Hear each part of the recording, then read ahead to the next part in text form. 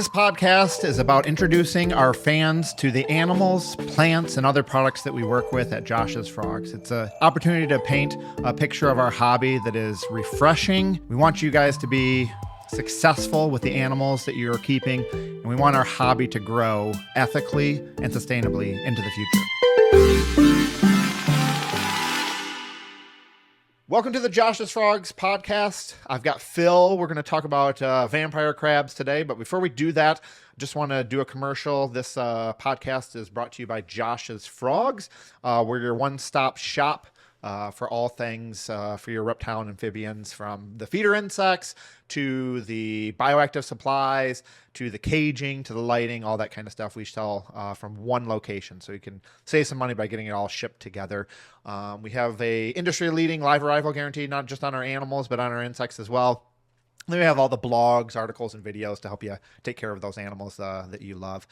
So check us out, joshsfrogs.com.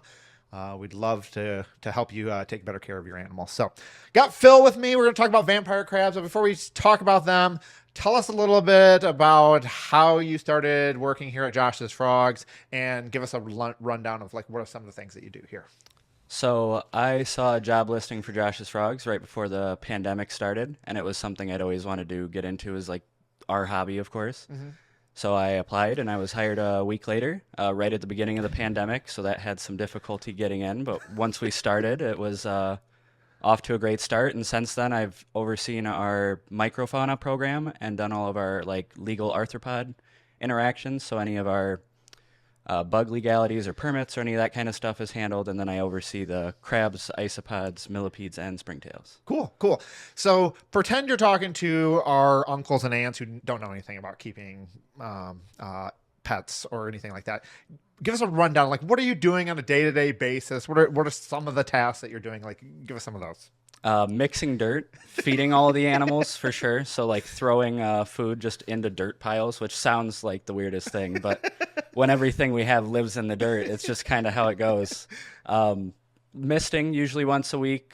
Other than that, not too much. A lot of the temp controlled rooms does a lot of the work for us. Cool. Talk to me a little bit about it's not on the list of questions I gave you, but talk a little bit about the permit process. What's your involvement in that? What are you doing on a regular basis for that? So basically, anytime we want to ship a arthropod or an insect out of Josh's Frogs, we try to make sure we are doing so legally in all of the contiguous 48 United States.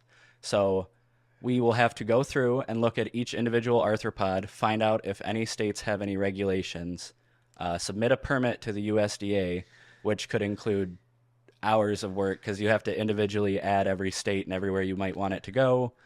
And then once that's submitted, it could be weeks to months until you get a response to find out if it's accurate or if you need to make an edit. So it's all of that back and forth and making sure we're totally compliant with any of the laws. Cool. We'll have to do a separate podcast totally on the permit process at one time. So, all right, tell me a little bit about vampire crabs. Describe what they look like and all that kind of stuff. What are they? So they are all sorts of colorful little semi-aquatic land crabs from Southeast Asia. So these guys are a variety of colors. They could be any color under the sun, and they're just as unique as dart frogs. There's easily just as many, thousands of species of these out in the wild. As far as care for them, let's talk about physically first. How big are they, and what's the kind of the color? Why are they called vampire crabs? That kind of stuff. Most of the species are going to be somewhere between a $quarter to a $half size as an adult with their leg span. They can spread out really wide, but they tend to not. I'm sorry, I totally lost where I was headed with that. Claws. Talk about why are they called vampire crabs? So they're called vampire crabs because back when they were first discovered, they all had, the original species all had super bright yellow eyes, which matched up with old-timey movies, vampire movies, where they all had bright yellow eyes. So the name just kind of stuck from then on. And more species have been discovered since then, but they all have similarly bright eyes. And then they'll have the really bright, colorful, massive claws that they use for displays and territorial disputes and all of that. Cool. Talk to us about feeding. What are you feeding these types of crabs? These guys are a scavenging omnivore, so they're going to eat a little bit of everything. So they're going to eat fresh fruits and veggies and dried fruits and vegetable products, some fish foods, live shrimp, snails, insects like crickets. A little bit of everything. We try to change it up every time to make sure they're healthy. That's cool that it's got such a variety Oh of yeah. food sources.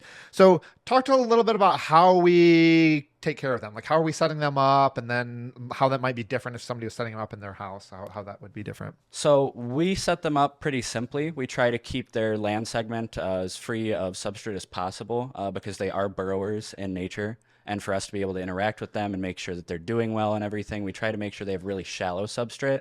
Whereas typically you would want them to have like 2 to 3 inches of substrate and 2 to 3 inches of water in their enclosure. And that's you're going to want to do that like a 80-20 land to water because most people will think that these guys are all land or all water, and they need a little bit of both to survive well.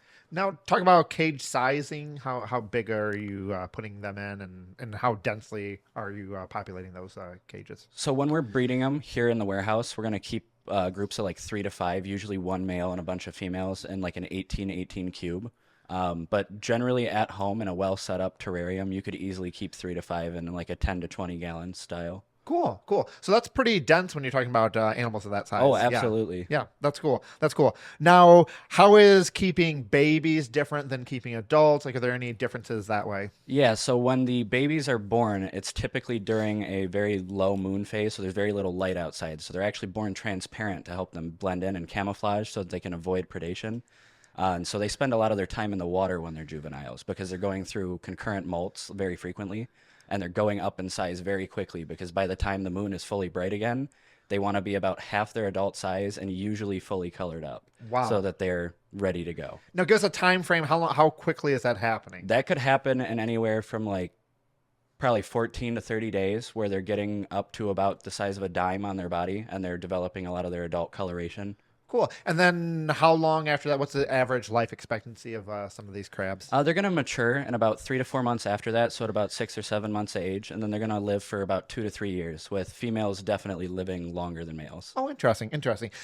Now you talked a little bit about land, and you talked a little bit about water. Like, are these saltwater crabs? Are they freshwater crabs? Freshwater. Okay. So totally freshwater. And then as for treating their water, we're going to use like shrimp salts.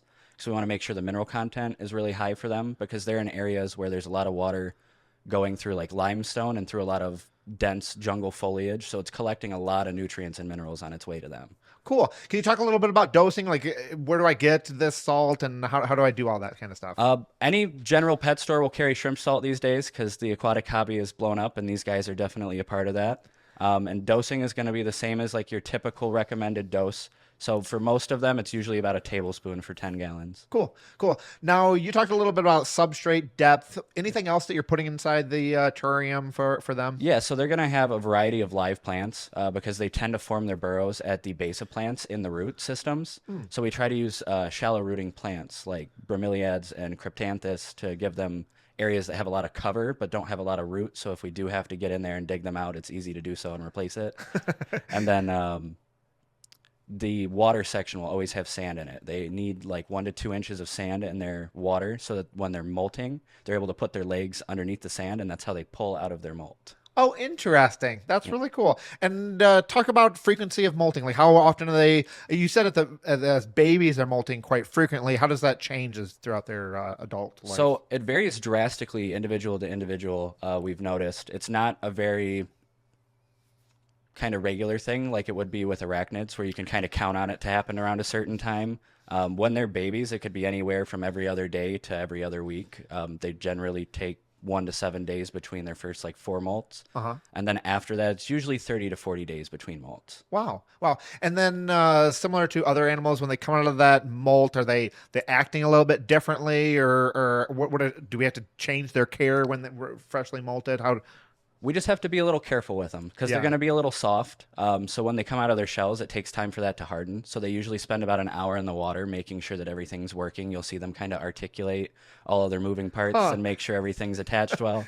And then Shake their arms and legs out, yeah. And then they'll spend some time out of the water to actually dry and harden that shell. And you can kind of tell over time because their color will go from a pastel and kind of return to normal as they harden. Interesting, interesting. Any issues with them being in groups when they're molting? Are they affecting each other? Are they fighting or generally anything like that? seem to be pretty docile when it comes to being together. I wouldn't recommend keeping males together in most capacities because they do tend to have like territorial disputes. Yep. And if one were molting, that could become an issue. But in our experience over the last year, we've not seen anything like that. Cool. Cool. Now, talk a little bit about breeding. Like, how do you set them up for breeding? Do you need to do anything different to get them to breed? How do you guys do that? So we generally are going to want to feed them a lot more. So instead of feeding them every other day or every 2 to 3 days like we would typically, just depending on the food item and what's left over when they're finished at the end of the day, we'll feed them pretty much every day and make sure we're replacing that so it's not fouling and making sure everybody's getting a lot of weight on, because you'll notice they'll pick up quite a bit of weight kind of in their body area. Especially when it gets close to mating, the females will look very puffy underneath. Oh, really? Yeah, almost kind of swollen. And when they molt the next time, they'll be ready to mate. So you can kind of tell once they're looking puffy and then they get pale. Usually the male will sneak off and find them and they'll have a little encounter. And then after she hardens up, it'll be about 40 days. They have oviviviparity, so they'll actually hatch those eggs inside of the ova. And then while they're little crabs, they'll stay in that underneath section for probably the first week most often. Are they visible at that point? They are visible. Okay, so so most of the time it's so swollen that they cannot keep, I hate to call it like a hatch, but they're like the hatch that does close off all of their organs to the outside is so full of babies they can't keep it closed. So usually you can see them peeking through and you'll see little eye stalks and arms and legs sticking out.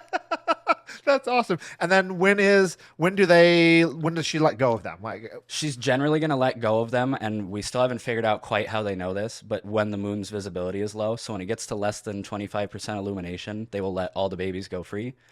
Even if we've had light on them overnight, they'll still do it because somehow they just know. Really? That is insane. Wow. That's cool. So you find that across our population that you have multiple females laying all at the same time then? Basically, yeah. So we can set like a date range where it'll be below 25%. It's usually 3 to 4 days. And we can be like, okay, we expect babies in these 3 to 4 days. Somebody's going to have babies. It might not be everybody, but there's usually 1-2 species at that particular cycle that have. That's crazy. That's crazy. All right, talk a little bit about temps and humidities. I know they have a water portion. Are you guys misting? Like, how do you guys manage the temps and humidity for them? So for the most part, because that water is super shallow, we're not going to do any misting because we're going to keep like a sponge filter, like a micro sponge filter in there just to make sure the water is getting circulated so we don't have like protein buildup in that. And with that, there's usually a lot of splashing going on. So they get plenty of kind of misting going on for the most part as is. The only kind of misting you would want to do would be like supplementally for plants, because also with the way that they're set up with the land and water section, it's very easy for that land section to be super saturated and muddy, which they don't mind one bit. So with the substrate staying damp like that, what kind of substrate mix are you guys using with them? What do you guys recommend? So we're using kind of a modified ABG. It's a mix of like a ABG with a little bit of sand and a little bit of clay in there to give it a little more structure so that when they do dig those burrows and that really, really moist substrate, it's not going to collapse on it. Oh, cool. All right. What do most people get wrong, or what's the difficult parts about keeping these? What are the things that people need to keep in mind as they're keeping these to be more successful with them? I think a lot of people still get that kind of conception that it's either like a water crab or that it's a land crab and there's like no in between, and they're definitely like totally in between, and if they have just one or the other, they're not going to fare well. But also just to, take your time with it and definitely do the research and make sure that you're looking at your particular species because they're going to vary a little bit. There's so many different hundreds of species out there, and they're all going to live in very different, unique little microbiomes. And also keep in mind that they're just as likely to drown as they are to dry out. Like too wet and too dry are both a problem with these guys. Talk a little bit about the different types of vampire crabs. Like, what are the different types that are in the hobby right now, and how do you tell them apart? That kind of stuff. So there's generally going to be like the main group of vampire crabs, which are larger from like Thailand and those kind of areas where it's actually continental Southeast Asia, where there's a lot of dwarf species out on the islands like Java and Indonesia and just around all these different islands. And in the hobby right now, there's very few species that come in. I would say maybe a dozen or two. And out of those, it's pretty infrequent that they're in consistently because they're all wild caught. They're barely ever captive bred. And so with that, there's just so much variety. You never really know what's going to come in and if it's going to or not. Yeah, yeah, and getting the sex ratios right too. That when too, it comes yeah. in. Yeah, that way. Now we're doing captive breeding on all Yes. of these guys, Yes. so everything that we sell is going to be captive bred. Talked about the differences. What's it mean that I bought something captive bred versus I bought something wild caught? What would be some things that I should keep in mind when I'm talking about that? So the main difference is you would get this guy at probably like a third the size, but then you're going to have him for 3 times the time. So typically when you're looking at getting in like wild caught vampire crabs, you're looking at sluggish, nearly dead adults that were easier to catch, super bright, large, vibrant. So it's what caught the collector's attention, right? Yeah. Now, when that comes into the hobby, that usually means they've got 6 to 8 months to live, which doesn't bode very well as a pet Yeah. for most people. Yep, exactly. Cool. All right, anything else you want to tell us about vampire crabs that we haven't covered so far? Anything that sticks out that we should cover before we do this lightning round? Temp and humidity, super easy. It's going to be mid 70s to low 80s on the temperature, and then their humidity is going to want to be around 65 to 75%. There's a lot of sources that'll say higher out there, but in our experience, like I said earlier, it is really easy for them to drown in humidity, which you wouldn't expect. Interesting. Now, you talked a little bit about lighting. Do they need any special type of lighting? Do they need lighting at all? So they do not need UVB lighting. We just provide them with full spectrum plant like LED lights just to make sure the plants grow. And they will participate in like a day-night cycle because they're crepuscular, so they're going to be active at dusk and dawn. So having some sort of light over them is going to be the best. Yeah. I think sometimes we forget about that with invertebrates, where we're like, oh, they don't really need a light, but like Right. that really dictates behavior and feeding and knowing if it's the middle of the day versus the middle of the night. So it's very wise to do that. Cool. All right. Thanks for dropping some wisdom on vampire crabs. I'm really proud of the ways in which we've been able to captive breed those and supply a hobby with captive bred animals that not only don't impact wild populations, but provide a better experience for people keeping them. So that's really cool. I'm proud of what you guys have done that way. So Thank you. let's move on to the lightning round. I'm going to ask you these questions.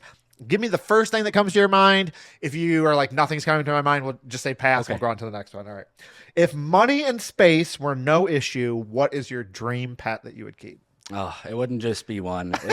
It'd be probably a 10,000 gallon aquarium that would be like a Orinoco River basin biotope. No, Really? none of the big fish, no arapimas, no electric eels, all of the micro predators. There's so many, hundreds of species of them that would be so cool to look at.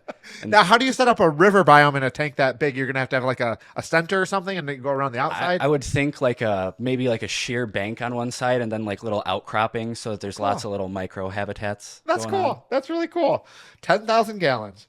All right. Besides Josh's Frogs, what's one other brand in our hobby or one other breeder in our hobby that's producing quality animals or quality products? Who do you want to give a shout out to? Oh, the Hagen Group.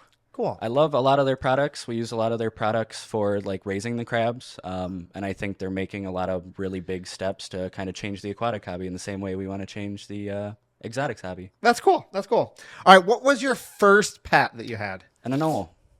A green anole. I wanted it at a fairground when I think I was 7 or 8. Wow. And we quickly found out that $1 anole was not a $1 pet. That's awesome. That's awesome. All right. In all the world, what is your favorite animal or plant? What's the coolest thing that you think on our planet? That one's too hard for me. I have to pass that. I think they're all kind of unique in their own way. Cool. All right. What did you want to be when you were a kid? When you were growing I up? wanted to work in this hobby. I wanted to own a really big pet store. When I was younger and kind of had unrealistic thoughts, I always thought like a Walmart-sized fish store would be Oh my super gosh, cool. But that would be cool.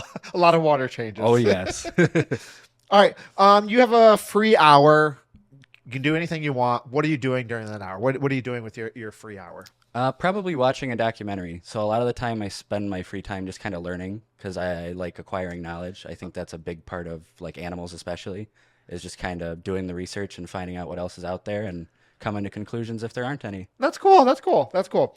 All right. If you had a bunch of people listening to you, you had everybody's ear, what is one thing that you would tell people like, hey, I want to remind you of this, or hey, I've learned this. What would you say to people if you had their ear? Do your research. Just make sure you do your research. Take the time, take the extra step to do the research before you jump into things. It makes it 10 times easier every time. Cool. Cool. Thank you for sharing, Phil, your wisdom, not only on the crabs, but in life in general. If you guys watch any of our lives or follow us on social media, you'll see Phil's face on there. Or a lot of times, a lot of the shows that we go to, Phil does a fair amount of our shows. But then he's also part of some of our blogs and our videos as well, too. So you'll see him around on our different channels. So make sure you react to some of the stuff that he does and check it out. So thanks a lot, Phil. Thank you. And thank you guys. Thank you for tuning in to today's episode. If you enjoy this content and want to stay up to date, make sure to like, subscribe, and follow us across social media. We always want to bring you the best content, so let us know what you think in the comments. And for all your reptile and amphibian needs, be sure to check us out at joshsfrogs.com. We have an amazing selection. Until next time, stay curious, stay froggy, and keep exploring.